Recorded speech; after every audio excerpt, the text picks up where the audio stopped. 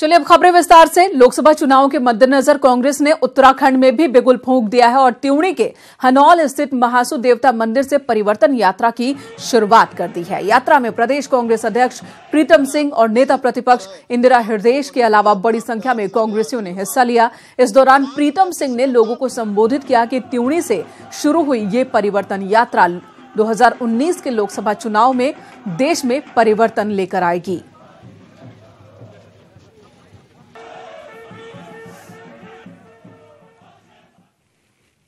वहीं आगामी लोकसभा चुनाव को लेकर चमोली के कर्णप्रयाग में बीजेपी राष्ट्रीय सचिव तीरथ सिंह रावत के नेतृत्व में जिले भर से आए पार्टी कार्यकर्ताओं की एक बैठक हुई।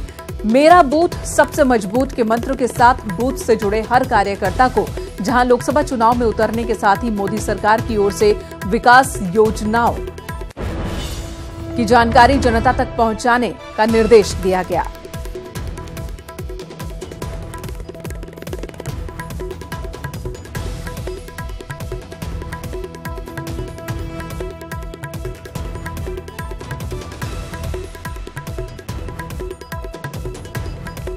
तो केंद्र सरकार की योजनाओं को आमजन तक पहुंचाने के निर्देश दिए गए। 2019 के चुनावों को लेकर बीजेपी में भी हलचल देखने को मिल रही है। उत्तराखंड में आज अहम बैठक, जिसके बाद कार्यकर्ताओं को ये मंत्र दिया गया, मेरा बूथ सबसे मजबूत। ये वही मंत्र है जो बीजेपी के राष्ट्रीय अध्यक्ष अमित शाह बार बार दोहराते रहे हैं। इससे पहले कि विधानसभा चुनाव और उपचुनाव के दौरान भी देखने को मिला है। और पीएम नरेंद्र मोदी भी कहते रहे हैं कि अगर कार्यकर्ता बूथ लेवल पर काम करे, अपने अपने बूथ को मजबूत करे, तो पार्टी खुद ब खुद मजबूत हो जाएगी। पार्टी की जीत सुनिश्चित हो जाती है अगर बूथ की जीत सुनिश्चित होती है। तो यही मंत्र आज उत्तराखंड में भी तीरथ सिंह रावत ने कार्यकर्ताओं को दी।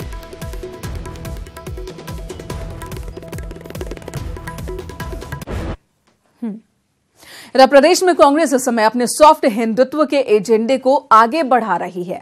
हाल ही में ऐसी कई घटनाएं हुई हैं जो ये बताती हैं कि हिंदू वोट को लुभाने में कांग्रेस इस बार बीजेपी से पीछे नहीं रहने वाली है। परिवर्तन यात्रा की शुरुआत कांग्रेस अध्यक्ष प्रीतम सिंह ने हनूल मंदिर से कर दी। इसके साथ ही लोकसभा चुनाव के चुनावी कार्यक्रम का आगाज कांग्रेस ने कर दिया। हनूल मंदिर इलाके के स्थानीय देवता का मंदिर है और यहाँ से यात्रा की शुरुआत कर वो एक तीर से दो निशाने साध रहे। हनूल मंदिर से हम शुरुआत करेंगे।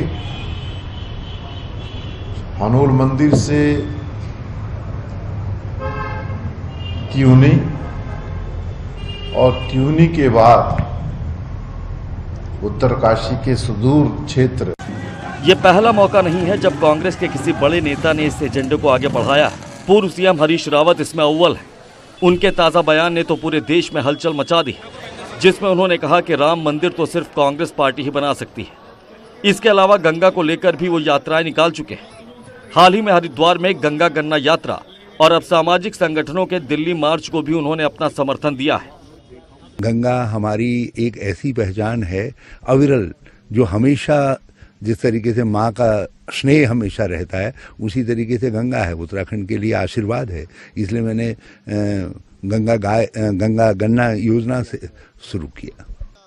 राष्ट्रीय अध्यक्ष जहां मंदिर मंदिर माथा टेक रहे हैं, वहीं देवभूमि उत्तराखंड के कांग्रेसी भी इस एजेंडे को बड़ी सफाई से आगे बढ़ाते हुए दिखाई दे रहे हैं, जिससे साफ होता है कि 2014 की गलतियां कांग्रेस 2019 में दोहराना नहीं चाहती। Bureau report, news 18। कल एक घटना घटी थी। शहर में 5 झोपड़ियों में आग लग गई थी, जिसके बाद 5 नेपाली परिवार बेघर हो गए थे। साथ ही एक महिला भी आग में झुलस गई थी। आग को बुझाते वक्त वो झुलस गई थी। आज विधायक गणेश जोशी ने मसूरी पहुंचकर पीड़ित परिवारों से मुलाकात की और उन्हें जरूरी सामान दिए। सरकार से हर संभव मदद का भरोसा भी दिया। तो कल हमने ये खबर दिखाई थी आपको कि मसूरी में किस तरह से 5 झोपड़ियां जो है वो जल गई थी। नेपाली परिवार इन झोपड़ियों में रहते हैं और एक महिला जिसकी तस्वीर भी आप देख रहे हैं, आग को बुझाते वक्त झुलस गई थी, हॉस्पिटल ले जाया गया था और आज सरकार की ओर से हर संभव मदद का भरोसा दिया गया। साथ ही जरूरी सामान, जो जीवन के जरूरी सामान है, वो विधायक गणेश जोशी ने पीड़ित परिवारों को सौंपा।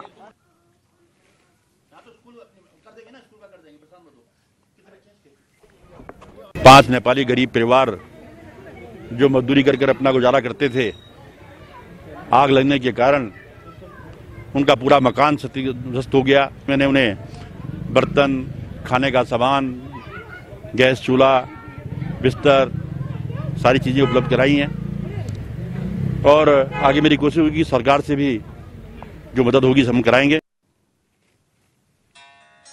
तो यहां पर तो प्रदेश सरकार ने जो पीड़ितों का ख्याल रखा, उनसे मिलने पहुंचे, हॉस्पिटल जाकर भी हालचाल जाना, लेकिन स्वाइन फ्लू को लेकर जो स्थिति इस वक्त प्रदेश में बन रही है वो बहुत ही खतरनाक होती जा रही है। अब तक 9 लोगों की मौत हो चुकी है। इस मामले में अल्मोड़ा दौरे पर आए केंद्रीय राज्य मंत्री राज्य सरकार का बचाव करते दिखे। व्यवस्थाओं पर पूछे गए सवाल पर अजय टम्टा ने कहा कि राज्य सरकार लगातार कोशिश कर रही है, जल्द ही स्वाइन फ्लू पर नियंत्रण पा लिया जाएगा।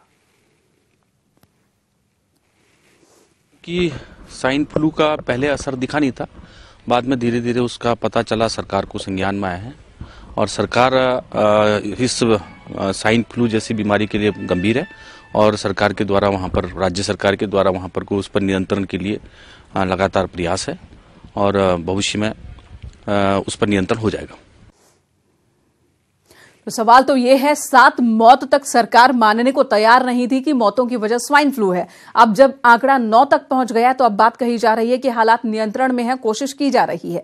चलिए अगली खबर का रुख करते हैं। खटीमा तहसील में बैंक ऋण मामले में 2 किसानों को बंदी बनाए जाने को लेकर आज किसानों ने एसडीएम का घेराव किया। किसानों का कहना है कि फसल पर का जो बकाया धन है अभी तक सरकार की ओर से नहीं दिया गया है, जिससे किसान बैंकों का ऋण नहीं चुका पा रहे हैं।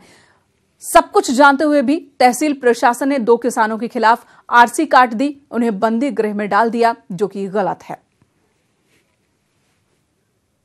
किसानों का एक प्रतिनिधिमंडल आया था, उनका कहना है कि वसूली के संबंध में उनको दिक्कतें हैं।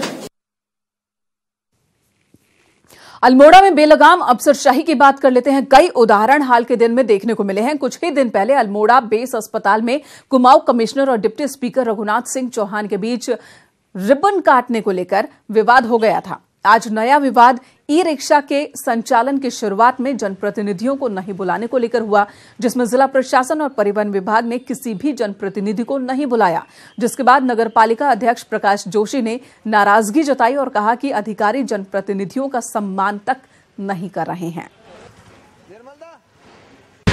रघुनाथ मॉल से शिखर होटल के बीच इसमें ई रिक्शा का संचालन होना चाहिए। आज ई रिक्शा का ट्रायल अगर हुआ है तो बहुत अच्छी बात है, लेकिन जनप्रतिनिधियों को इसकी सूचना होनी चाहिए थी।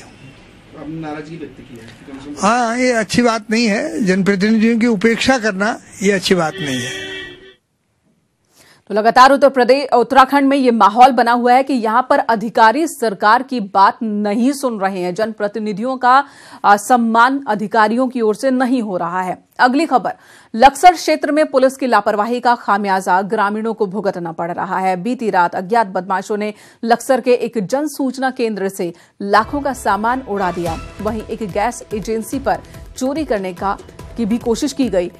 ग्रामीणों के जाग जाने की वजह से बदमाश मौके से फरार हो गए। इस घटना को लेकर ग्रामीणों में काफी आक्रोश भी है। ग्रामीणों का कहना है कि देहात क्षेत्र में कहने को पुलिस व्यवस्था मुस्तैद है, लेकिन आए दिन चोरी होती रहती है, लेकिन पुलिस यहां दिखाई नहीं देती है। पुलिस के तमाम दावों पर सवालिया निशान लगा रही है। बार बार हो रही वारदात, चोरी की वारदात सीसीटीवी में कैद है, बावजूद इसके चोरों तक पुलिस नहीं पहुंच पाई है।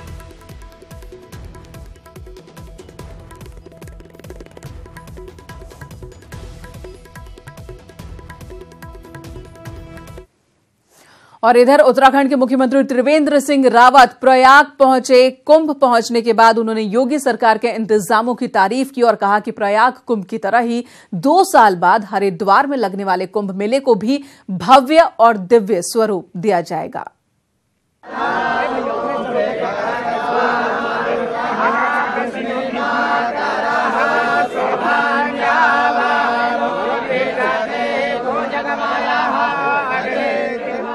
उत्तराखंड के सीएम त्रिवेंद्र सिंह रावत ने आज प्रयागराज के कुंभ मेले में पहुंचकर गंगा में आस्था की डुबकी लगाई। इस मौके पर उन्होंने अखाड़ा परिषद के पदाधिकारियों समेत तमाम साधु संतों से मुलाकात की और उन्हें 2 साल बाद हरिद्वार में लगने वाले कुंभ में आने का न्योता दिया।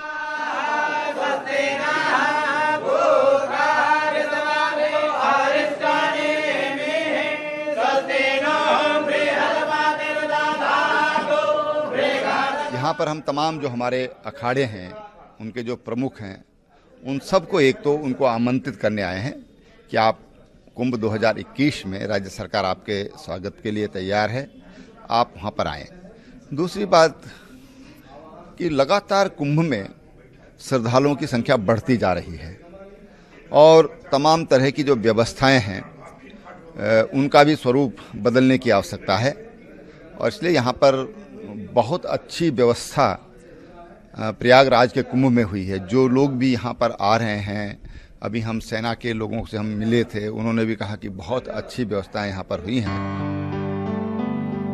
सीएम त्रिवेंद्र रावत ने मेले कुंभ के तमाम शिविरों में जाकर वहां के संतों का सम्मान किया और कहा कि प्रयाग कुंभ की तरह ही 2 साल बाद हरिद्वार में लगने वाले कुंभ मेले को भी भव्य और दिव्य स्वरूप दिया जाएगा। अच्छी व्यवस्थाएं यहाँ पर हुई हैं, उन अच्छी व्यवस्थाओं को देखने के लिए और उत्तराखंड की जैसी वहाँ की उपलब्धता है भूमि की, क्योंकि प्रयागराज में भूमि की पर्याप्त उपलब्धता है, हरिद्वार कुंभ में भूमि की उपलब्धता थोड़ा कम है और इसलिए हम तमाम जो हमारे अखाड़े हैं उनसे हमारी बातचीत हुई है। उन्होंने पूरा सहयोग करने की बात की है, कुंभ क्षेत्र को और विस्तारित करने की बात है। वहीं राम मंदिर को लेकर कांग्रेस महासचिव हरीश रावत के दिए गए बयान के बारे में जब उनसे पूछा गया तो सीएम त्रिवेंद्र ने कहा कि हरीश रावत जी बहुत कुछ कहते हैं, लेकिन उनकी राम मंदिर को लेकर वास्तव में श्रद्धा है तो उन्हें सामने आना चाहिए।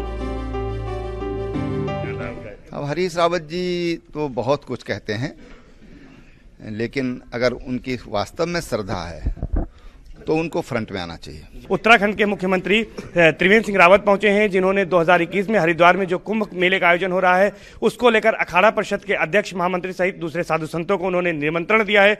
इसके साथ ही साथ प्रयागराज का जिस तरह से दिव्य और भव्य कुंभ हो रहा है उसके मैनेजमेंट को जानने के लिए उनके साथ नौकरशाही के मुखिया, चीफ सेक्रेटरी और नगर विकास मंत्री मदन कौशिक भी पहुंचे हैं और यहाँ से गुर सीख कर अपने यहाँ वो इम्प्लीमेंट करने की भी बात कर रहे हैं। कैमरा पर्सन संजीव मिश्रा के साथ सर्वेश दुबे, न्यूज 18 प्रयागराज। आज पौष पूर्णिमा है और आज के दिन गंगा स्नान का खास महत्व है और आज के दिन श्रद्धालु बड़ी संख्या में हरिद्वार के हर की पैड़ी पहुंचे, आस्था की डुबकी लगाई उन्होंने। आज मां गंगा में डुबकी लगाने के साथ ही दान पुण्य की भी परंपरा है। माना जाता है कि सोमवार होने की वजह से आज कई शुभ संयोग भी बने हैं, इसलिए हजारों की तादाद में श्रद्धालु हरिद्वार पहुंचे जिन्होंने स्नान किया।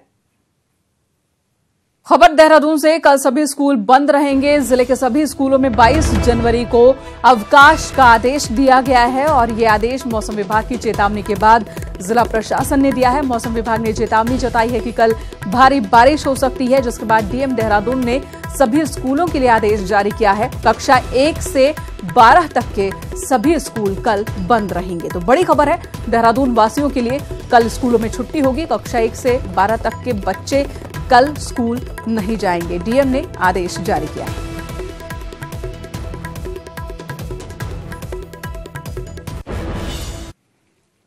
और प्रदेश में कई जगहों पर बारिश हुई, जिसके बाद तापमान में गिरावट आई है। मौसम विभाग का पूर्वानुमान है कि 25 जनवरी तक प्रदेश में बारिश और बर्फबारी हो सकती है, जारी रह सकती है। ऊंचाई वाले इलाकों में कम बारिश और बर्फबारी से काश्तकारों के माथे पर चिंता की लकीरें आ गई थी, लेकिन अब बारिश होने से किसानों के चेहरे खिले हुए हैं।